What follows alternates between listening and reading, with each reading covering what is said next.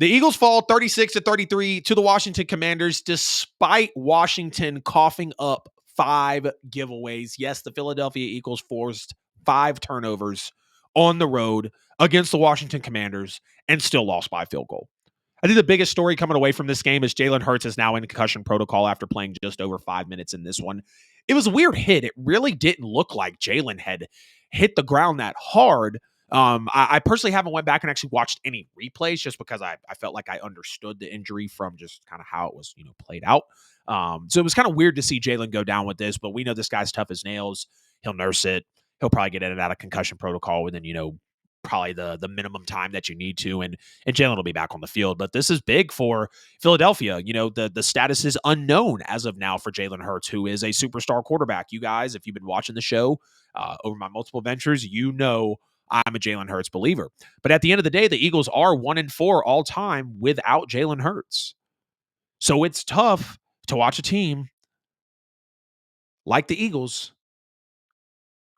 be able to be so resilient without Jalen Hurts in a lineup and still drop games like this, because they had a 30% chance walking into this game to get the first round bye, which is huge because you got teams like Minnesota and Detroit vying for it.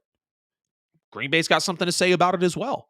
After losing this game to the Commanders, their chances fell to 5%. And that's huge. That's everything. I know the Eagles could go far in the playoffs without a first-round bye, but it's always going to be a hit on a team when you can't get that first-round bye to skip the first playoff round and get to the Super Bowl.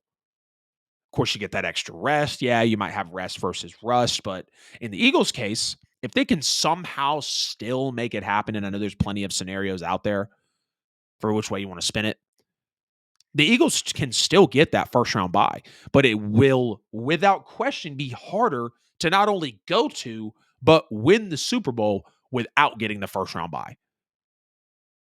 Team like the Lions could really use that. Team like the Vikings, team like the Packers could really use that. And it's the Eagles to take. The Eagles have to be able to take the first round bye. I think the Eagles are some of the best Super Bowl favorites this year.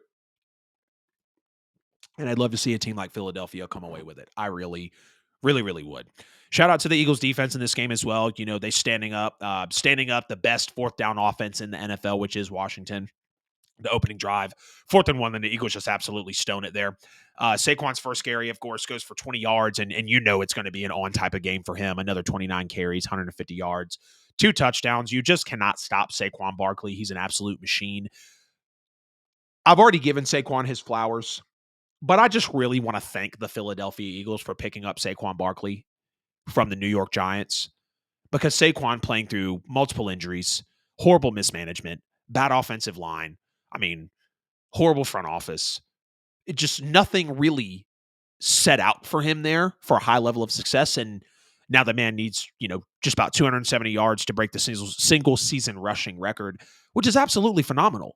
Did any of us ever sitting here think that Saquon Barkley at any point in his career could flirt with a 2,000 yard all-time single season rushing record? I didn't. And I'm not saying I'm a Saquon Barkley doubter or hater. I've loved the guy since Penn State. He clearly went number 4 overall for a reason. But this is unprecedented. We are truly witnessing history here with a legendary offense and a legendary player in Saquon Barkley. And again, speaking on that resiliency of Philadelphia, I thought they could have folded on the road with Kenny Pickett, who's thrown 3 passes all season up until this game where he comes in and fills in for Jalen Hurts. But instead, they score a touchdown pass to A.J. Brown. Kenny Pickett comes in, throws that touchdown pass. They're up 14-0. So as far as Philadelphia was concerned, 2 drives, 2 touchdowns. And it looked like the Eagles were really about to run away with it in this game. Even after Kenny Pickett's ugly interception, Saquon Barkley takes off for 68 yards, and it's 21-7 at that point. But the Eagles would never score another touchdown in the game. Eagles get their second turnover, which is a nice fumble. Eagles really, really hitting on all cylinders in this game defensively. 3 straight turnovers that were fumbles, not 3 consecutive drives, but it was huge. Eagles force their second turnover, another big completion to A.J. Brown over Marshawn Lattimore, who really had a day putting up with A.J. Brown. But the Eagles just couldn't ever completely put their foot down on the throat to end it. Now, I understand if Jalen Hurts is in this game, you can easily say that they win. They score more touchdowns. They have that superstar player that can make that play or two to help put your foot down on the throat and end it. But you kick fields, you're kicking field goals to stay ahead by a couple scores. And then overall, you kick 4 field goals after you score 3 touchdowns, you force 5 turnovers, and you still can't get the job done. I mean, you're coming away with some of these turnovers in plus territory. You just can't make anything happen with it.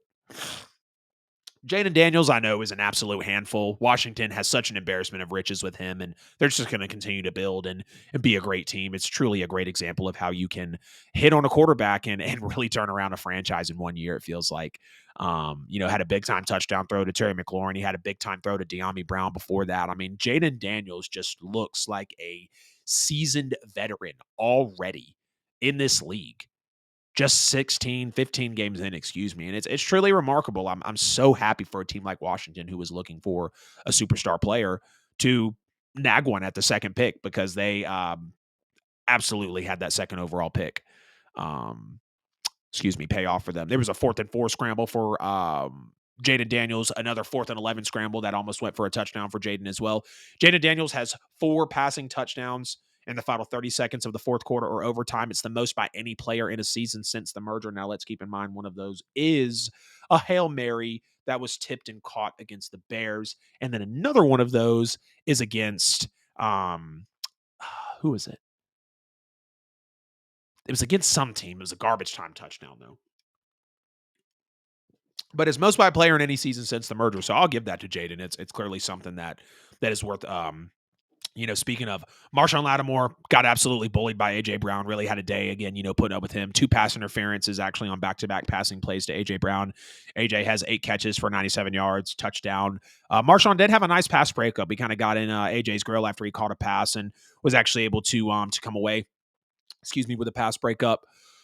Brian, real quick, I want to get to your comment here. We can't go to a 2-conference tournament. Stop ranking all teams from the start. Don't rank until week 8. That may cut down on a strength of schedule issue and make people play non-FCS teams. Yeah, very fair. I've always said the top 25 is, kind of one of the biggest fallacies of college football. Like, yes, it's so awesome to keep up with, but now it's to the point where those CFP, those AP poll rankings don't even matter until the CFP comes out because that's all people really care about. And then it's like, well, if none of these teams are really playing these strong schedules, which is why I think this year has been so great because the schedules have been a little stronger and we've had more of a broad ranking to go through. How can we really determine who's the best? So I like that, Brian. I really do.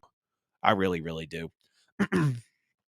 Kenny Pickett, I thought he played very fearless in this game, really letting it rip to A.J. Brown. That's something that Eagles fans should be very excited to see. I know Kenny Pickett is not a superstar quarterback, not anything to necessarily be excited about. But the way that he was able to come in and play in this game, I just thought it was remarkable, really. Again, your back's against the wall, even though you are up 21-7, you're on the road, you're playing Washington, rival game, 30% chance to, get the first round bye. If you win this one, you really need to win the division, and you let it get away. But you have Kenny Pickett playing as fearless as he did. Kenny Pickett looked very confident in his offense. I don't know if it was the fact that he knew he was just playing for an elite team. The offensive line had a lot of protection for him. Kenny Pickett did take a couple of bad sacks in this game, which I do think was a key reason why the Eagles weren't able to win this. But the Commanders escaping with 5 turnovers and the Eagles just not doing enough with it, I think is another major takeaway from this game because one is Washington. You can't depend on someone to give you 5 turnovers in a game. You cannot expect to turn the ball over 5 times, have 5 giveaways, and win the football game. And the same thing for the Eagles. You can make an argument of, well, they were only in this game because of the 5 turnovers. Maybe so. They didn't do much with the turnovers because they easily could have won this football game if they did, especially with the 2 ugly interceptions. So the Eagles will have to tighten up on that. They have to capitalize more on their opponent's mistakes, and Washington will not go anywhere in the playoffs turning the ball over 5 times in a football game. I think the Eagles really blowing coverages in this one in the secondary, not tackling in big spots. Kenny Pickett not picking up on blitzes really lost Philadelphia this game. There was a couple of ugly sacks that he took. I mean, just staring right into the face of pressure. I think Montez Sweat was in on one of them specifically, and just not taking advantage enough of the turnovers again for the team in its entirety. All of Philadelphia's turnovers on Washington came with a lead. especially the final interception when you're up 30-28. And again, all you can do is come away with a field goal. I understand um, Jake Elliott was short on a field goal of his, so that could have been the difference maker. The biggest difference maker was the fact that Jalen Hurts went out. Again, the Eagles are 1-4 when they don't have him, and that's major. That's very major.